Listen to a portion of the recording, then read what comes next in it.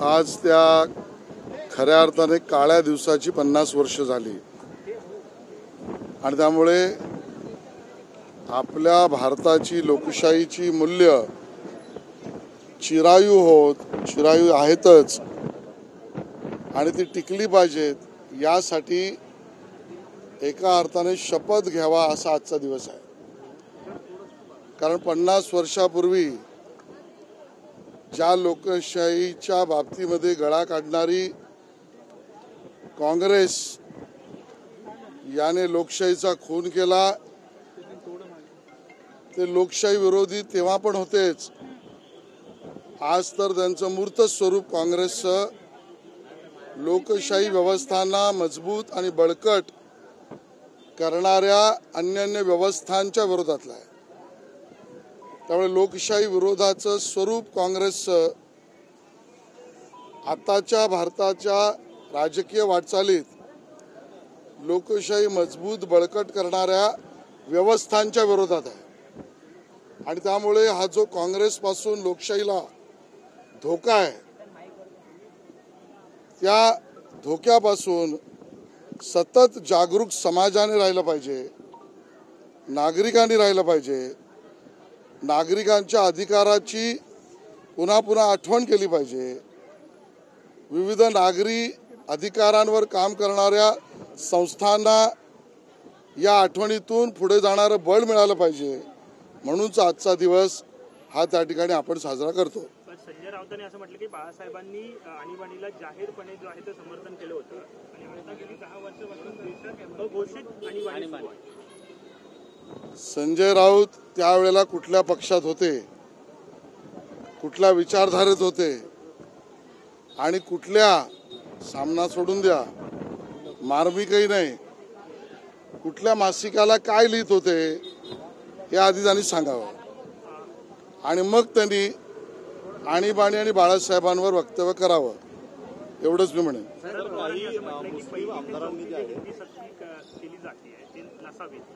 अजित पवारांनी देखील असंच म्हटलंय की 5वी पासून हिंदी असावी पण पहिली ते 4थी वरती तिसऱ्या भाषेचा लोड नको। गैरसमजांच्या पिकाचे बळी खूप लोक आहेत। 5वी 6वी 7वी हिंदी सक्ती आहेच, होतीच। पहिलीपासून या राज्यामध्ये हिंदीची सक्ती नाही। त्यामुळे शरद पवार साहेब तुम्ही सुद्धा ही सक्ती नाही हे समजून घेतलं पाहिजे। राज्य सरकारचा निर्णय आहे। 5वी 6वी 7वीला जी हिंदी होती बंधनकारक, त्याला सक्ती म्हणू शकतो, ती पण आता ऐच्छिक आणि पर्याय म्हणून उपलब्ध केली। हा राज्य सरकारचा निर्णय आहे। अभ्यासाविना बोलणारे यांच्या हेतूवरच आता शंका शरद पवार साहेबांच्या घ्यावी लागेल असं मला वाटतं।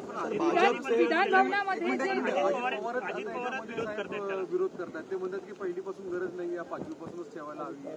म्हणजे राज्यातला उपमुख्यमंत्री जरी स्टँड घेत असेल तर त्यांनी सूचना केली आहे। त्यांच्या सूचनेची चर्चा माननीय मुख्यमंत्र्यांनी अगोदरच सांगितलं, सर्वांशी चर्चा करून आम्ही निर्णय करू। कुठेही अजितदादा सहित कोणीही GR मध्ये वा कुठेही पहिलीपासून हिंदी सक्तीचा आत्ताचा निर्णय आहे असं म्हणल्याचं मला आठवत नाही। सर, किरीट सोमय्या यांच्या मशिदीवरील भोंग्यांच्या प्रकरणावर सुद्धा अजित पवारांनी आज स्टँड घेतला आहे की कुठेही कायदा सुव्यवस्थेचा प्रश्न निर्माण होऊ नये म्हणून किरीट सोमय्या यांनी आता कुठल्याही मस्जिदीमध्ये भोंग्या प्रकरणी जाऊ नये असं म्हटलेलं आहे। कुठेतरी भाजपच्या विचारसरणीच्या विरोधात मी अजितदादा हा त्यांचा पक्ष वेगळा आहे। अजितदादा एका वेगळ्या पक्षाचे अध्यक्ष आहेत आणि पुन्हा स्पेसिफिकली या विषयात अजितदादा काय बोलले मला माहीत नाही, पण मोठ्या प्रमाणात अवैध आणि ज्याला आपण म्हणू एका मर्यादेच्या वर या भोंग्याच्या आवाजाने त्रस्त समाजाने न्यायालयात धाव घेतली आहे। न्यायालयाने आदेश दिलेत आणि त्यामुळे अवैध आणि मर्यादेच्या बाहेर न्यायालयीन आदेशाच्या कक्षात येणारे भोंगे उतरवले गेले पाहिजे। ही किरीट सोमय्यांची भूमिका योग्य आहे। कार्यक्रम पार पडला, त्यामध्ये चांदीच्या ताटामध्ये जेवण वाढलं गेलं, मोठा आरोप होतोय। 5,000 मला तिथे जेवायला बोलवलं नव्हतं आणि त्यामुळे मला याची माहितीही नाही। मी त्याचा लाभार्थी नाही. सर लाउडस्पीकर को लेकर जिस तरीके से लगातार पद्धतीचा हा सगळा कार्यक्रम होता, त्या कार्यक्रमाचे फोटो सुद्धा सध्या व्हायरल होत आहेत. खरं तर चांदीच्या ताटामध्ये राजशिष्टाचार दाखवण्याची पद्धत कोणती असाही आरोप केला जातो. या विषयामध्ये पूर्ण माहिती घेतल्यावरच बोलता येईल. मला याची संपूर्ण आता तरी माहित नाही. सर काल अनेक मंत्र्यांना बैठक झालेली सचिव नाहीये. होती. एकंदरीत चर्चा सुरू आहे की स्थानिक स्वराज्य संस्थांसाठी जबाबदारीचं वाटप झालेलं आहे. प्रमुख 5 ते 6 मंत्री भाजपचे उपस्थित काल अतिशय महत्वाची आमची बैठक झाली आहे. माननीय मुख्यमंत्र्यांबरोबर झाली आहे. संपूर्णतः तालुका, जिल्हा, वॉर्ड, मंडल, विधानसभा, लोकसभा आणि जिल्हा या स्तरावरचं संघटन, त्याची रचना, त्याच्या नियुक्त्या, त्याबद्दलचा कार्यकाल आणि त्याच्याबद्दलची नियमावली या विषयात आमच्या संघटनेची पाळंमुळं भक्कम आणि नियुक्त्यांचं जाळं विणण्याची भूमिका आम्ही स्पष्ट करून त्याचा कार्यक्रम तर ठरवलाच. आणि बरोबरीने येणाऱ्या महानगरपालिका, नगरपालिका, जिल्हा परिषदा, नगरपंचायती, पंचायत समिती, ग्रामपंचायत या निवडणुकीत महायुतीला बरोबर घेऊन भारतीय जनता पक्षाला आणि महायुतीला जास्त यश मिळवण्याच्या व्यूहरचनेची चर्चा केली. सर अनेक मंत्र्यांकडे खासगी सचिव नाही, जवळपास 7 मंत्री आहेत, त्यामुळे नाराजी आहे. आणखी अधिकारी आहेत फणस्त कार्यालयात आहे, त्यामुळे एकूण नाराजीचं सूर पाहायला मिळतं. मला वाटतं मुख्यमंत्री कार्यालयाचं स्पष्टीकरण देईल. सर लाउडस्पीकर को लेकर अजीत पवार खुद बैठक लेते हैं और खासकर उन्होंने अपनी भूमिका हमेशा स्पष्ट की है कि मुसलमानों के संदर्भ में अगर कहीं भी अल्पसंख्यकों के अगर विरोध हो रहा होगा, उन पर अन्याय हो रहा होगा, तो राष्ट्रवादी हमेशा खड़ी होगी. ये बैठक उसका एक हिस्सा लगता है आपको? अजीत दादा एक पार्टी के अध्यक्ष है, उनकी पार्टी अलग है, वो अपनी बैठकें ले सकते हैं. जहाँ तक बात लाउडस्पीकर को लेकर है और उसका कोई विधान है, उसके बारे में अजीत दादाजी के विधान के बारे में मुझे जानकारी नहीं है. मैं उस पर टिप्पणी नहीं कर सकता हूँ. लेकिन मैं ज़रूर एक बात कह सकता हूँ, समाज में बहुत सारे नागरिक अवैध इस प्रकार के लाउडस्पीकर और मर्यादा के ऊपर डेसिबल इससे त्रस्त है.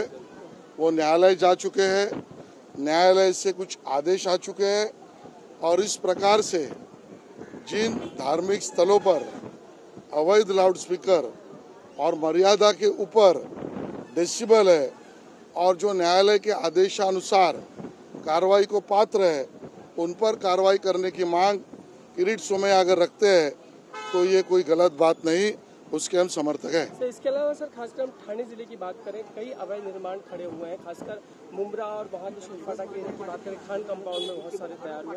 कोर्ट ने सीधे आदेश दिए कि अगर इलीगल है तो तोड़ा जाए. विरोध वहाँ देखने को मिल रहा है, लेकिन सरकार पूरी दमखम के साथ कार्रवाई कर रही है. जो न्यायालयीन व्यवस्था का आदेश और कानून होगा वो राज्य सरकार को करना बाध्य है.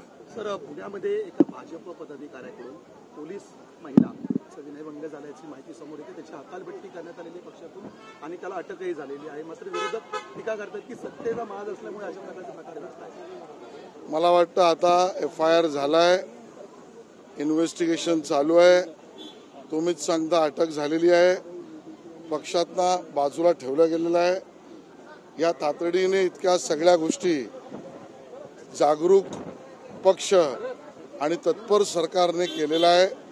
झालेली घटना आणि त्यातला आरोप हा गंभीर, संवेदनशील आणि त्याला चौकशी आणि कायदेशीर कारवाई करावा असाच आहे आणि त्यामुळे कायदेशीर कारवाई आपलं काम करेल. सर नव्याने समृद्धी महामार्गाचं उद्घाटन झालं आहे, त्या महामार्गावर खड्डे पडलेले आहेत. मला याची पूर्ण माहिती नाही. सर प्रकाश महाजन यांनी असं म्हटलं की सैतानाची मदत सुद्धा सत्तेत येण्यासाठी भाजप घेऊ शकते. मला वाटतं कोणाच्या बोलण्यावर किती प्रतिक्रिया द्यावी हा ज्याचा त्याचा भाग आहे.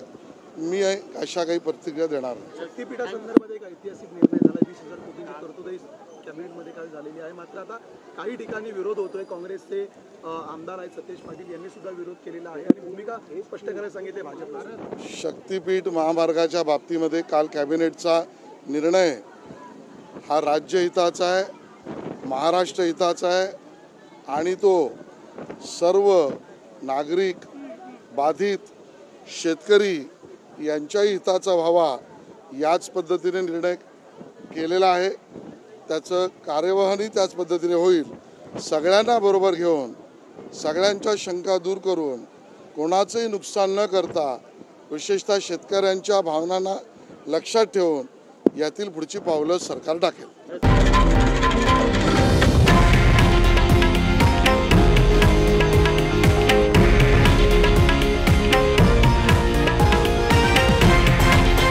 हे आहे देशातील नंबर 1 न्यूज नेटवर्क आणि आपण पाहत आहात TV9 मराठी, एकमेव.